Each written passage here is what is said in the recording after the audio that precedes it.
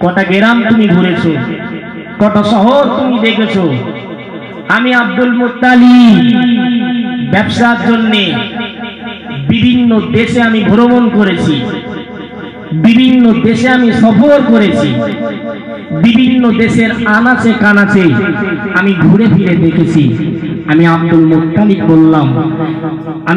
Muttalib বললাম আমার ভাতিজা মুহাম্মাদের মতো দ্বিতীয় কোন সুদর্শন চেহারার অধিকারী আমি আব্দুল মুত্তালিব কোন দেশে আনাচে কানাচে দেখি নাই। মহব্বত করে বলুন সুবহানাল্লাহ। ভাই জলসা কি বুঝতে পারছেন? অসুবিধা হচ্ছে বাবা? রসুলের কথা বলছি, শুনবেন। আল্লাহ আপনাদের ঘরে রহম কারাম আল্লাহ বর্ষণ করিয়ে দিক। বলুন সকলে আল্লাহুম্মা আমিন। আল্লাহ পাকের ফারিস্তা হযরত জিবরিল আমিন আলাইহিস সালাম বলছে কার ব্যাপারে?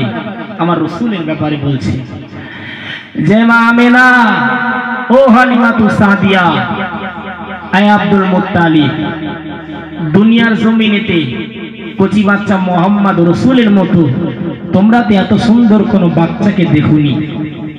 আল্লাহ রসুলের হযরত জিবরাইল বললেন যে মহান আল্লাহ সহস্র কোটি কোটি মিলিয়ন বিলিয়ন আল্লাহ ফারিস্তা সৃষ্টি করেছেন, তাদের আকার আকৃতি গঠন সব থেকে ঊর্ধ্বে আল্লাহ বানিয়েছেন। হযরত জিবরিল আমিন আলাইহিস সালাম বলেন ফারিস্তা মহলেও আল্লাহ পাক নবী মুহাম্মদ রাসূলের মতো দ্বিতীয় কাউকে বানাই নাই। মহব্বত করে বলেন। তাই একটু আওয়াজ হচ্ছে না? আল্লাহ পাক আল্লাহ তাআলা ওই সময়তে জানাতে লাগে,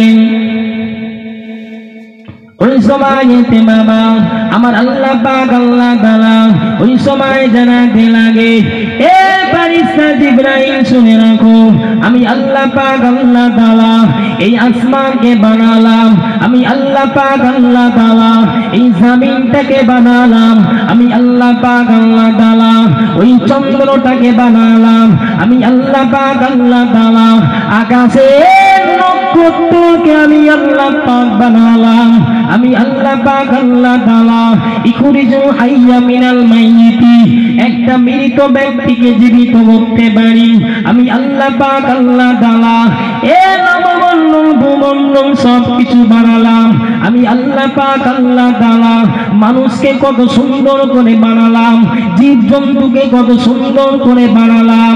তবে মনে রাখো আমার আল্লাহ পাক জানাতে লাগে, এ ফারিস্তা জিবরাইল শুনে রাখো, আমি আমার বন্ধু, আমি আমার রাসূল নবী মুহাম্মদ রাসূলের মতো দ্বিতীয় আমি আল্লাহ কাউকে বানাই নাই।